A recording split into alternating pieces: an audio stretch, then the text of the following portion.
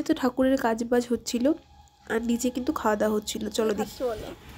এখন ফুলকপি দিয়ে খাচ্ছি, আগে খেয়েছি ডাল, বেগুন ভাজা। কেমন হয়েছে গো? ভীষণ ভালো, খুব ভালো হয়েছে। মোটামুটি সবারই প্রায় খাওয়া হয়ে গেছিলো আর আমিও ওপর থেকে নিচে এসে খেয়ে নিলাম। আর মেনু কী কী ছিল সেটা তো তোমরা শুনেই নিলে। আর এই যে লাস্ট দুজন বাকি ছিল আমার একটা পিসি আর মাসি।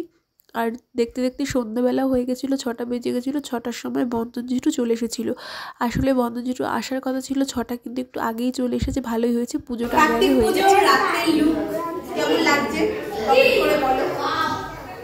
তারপর আমি আর আমার বোন মিলে এক জায়গায় ঘুরতে গেছিলাম, তো মা ফোন করে বললো তাড়াতাড়ি বাড়ি আসতে। তো বাড়ি আসলাম, এসে দেখি লোকজন চলে এসেছিল। কেমন লাগছে আমাদের বাড়ি এসে? খুব ভালো লাগছে। দেখা যাচ্ছে বলছি।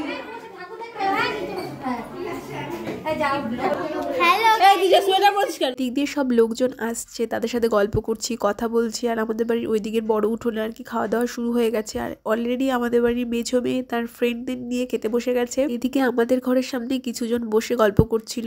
তো এইভাবেই যে যেখানে পারছি আমরা গল্প করছি, খুব মজা হয়েছিল। ভিডিওটা ভালো লাগে লাইক করে দিও।